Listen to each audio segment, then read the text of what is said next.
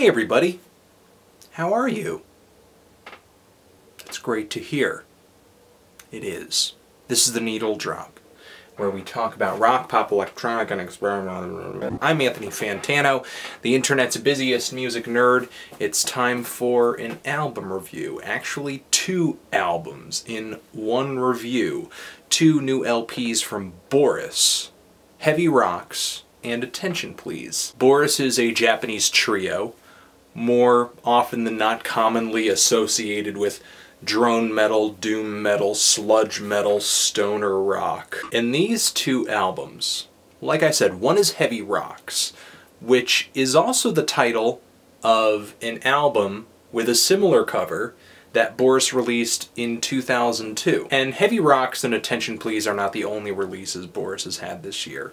New album also came out, which shares tracks with Heavy Rocks and Attention Please, different versions of those tracks, I believe. They also collabed with Merzbow, and I'm sure I'm forgetting like 30 or 40 other releases that Boris put out this year or something. And this is not the first weird release stunt these guys have pulled. Before, in the past, they've released albums, then released the same album with like a different mix or a different version or various live versions of albums. So because of all of this noise, I guess, it's really difficult to answer the question of, Anthony, what Boris album should I start with?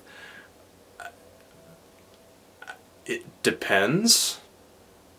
Feedbacker's pretty good. Hopefully what Boris is doing on at least one of these 2 LPs is something you're looking for. And I'm going to start with the album that I preferred out of these 2, Heavy Rocks. Like I said, these guys have already released an album, same title, back in 2002, and I read this vague statement that came with this new version of Heavy Rocks, saying that the band is doing this renamed album because they want to do something like redefine heaviness. And I felt like that would definitely happen because of the first song that dropped from this LP earlier this year. Reviewed it, love that track, RIOT Sugar. The song just opens up with this badass guitar lead and it bursts into this huge explosion of bass, drums, guitar leads, and vocals. It's kind of like the second coming of the Melvins, especially with the vocals. But my excitement was just ripped away from me right after that song because my least favorite track comes right after the first track. And why don't I like that song? Why do a lot of songs on here leave me kind of wanting more? Well, for starters, that song, Leak Truth, does have a lot of weird off-pitch falsetto vocals toward the end that I didn't care for. But I feel like that track, and a lot of tracks here, have a lot of predictability to them. When the drums stop, when they start, when the band starts building things back up into the main riff, when a guitar solo comes in. Galaxians, Window Shopping, Leak Truth, they're not the worst songs Boris has ever written, no, but I kind of feel like the riffs on those tracks are either not that memorable or they've just kind of been done to death, and it's not like Boris does anything to make me see them in a new light or look at them from a different angle. But I am gonna say the guitar solos in those songs, I'm pretty sure they're divinely inspired. The doom metal god up on high came down and said, there's a guitar solo, awesome guitar solo, here, have it, put it in this song, thank you. The fluttery playing, the tone, all good. Guitar solo good. There are songs though that bring back that style of Boris that I'm used to hearing and used to loving. There are 2 12-minute epics on this album.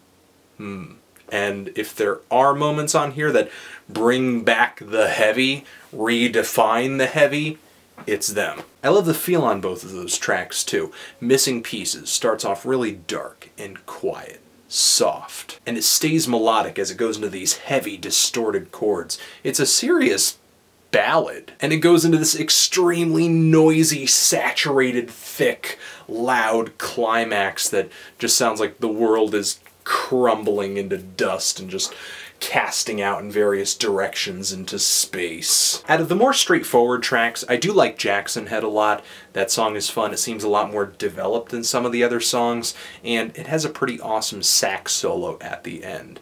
And Too La La feels a lot more fleshed out too.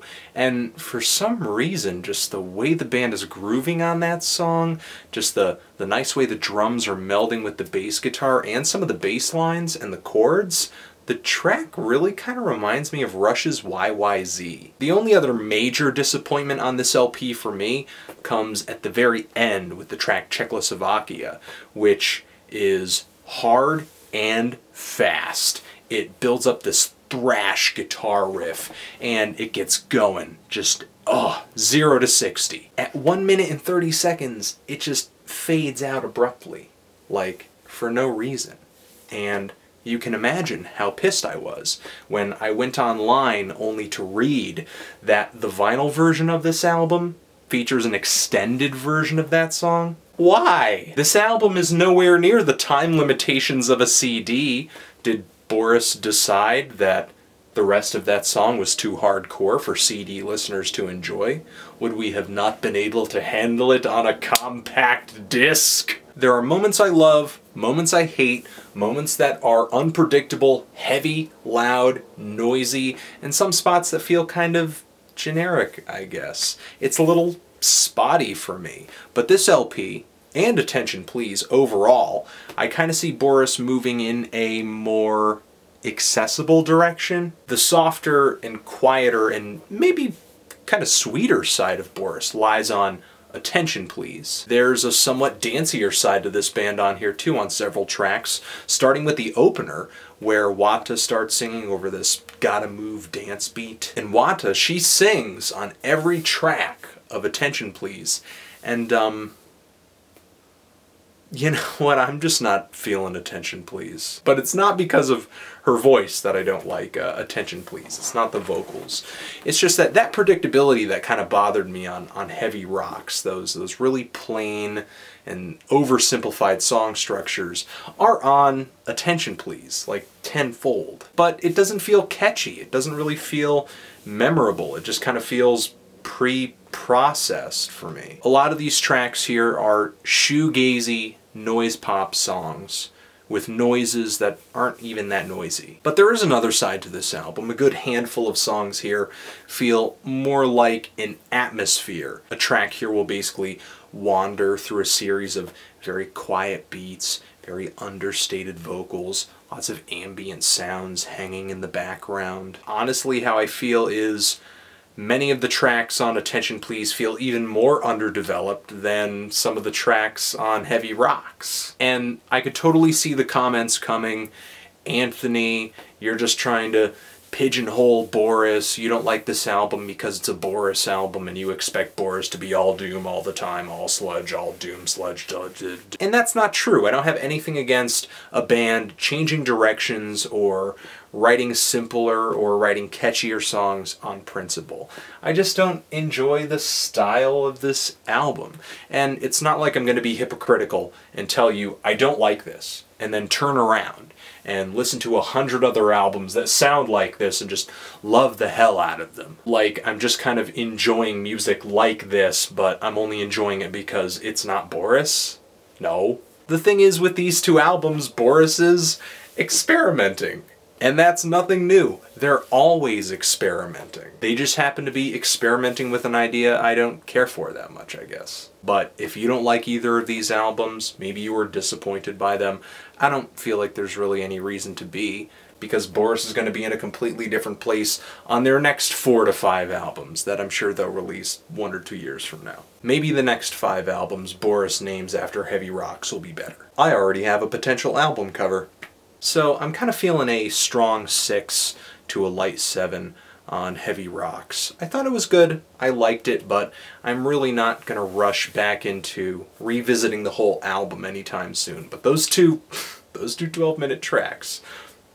And as far as Attention Please goes, I'm kind of feeling like a light 4. Didn't like it, but I can see other people getting into it. It does have a somewhat consistent style. It's just not something I'm really looking for. What do you think of these two albums? Do you like them? Do you hate them? Why? And what should I review next? Anthony Fantano, Boris, Attention Please, and Heavy Rocks Forever.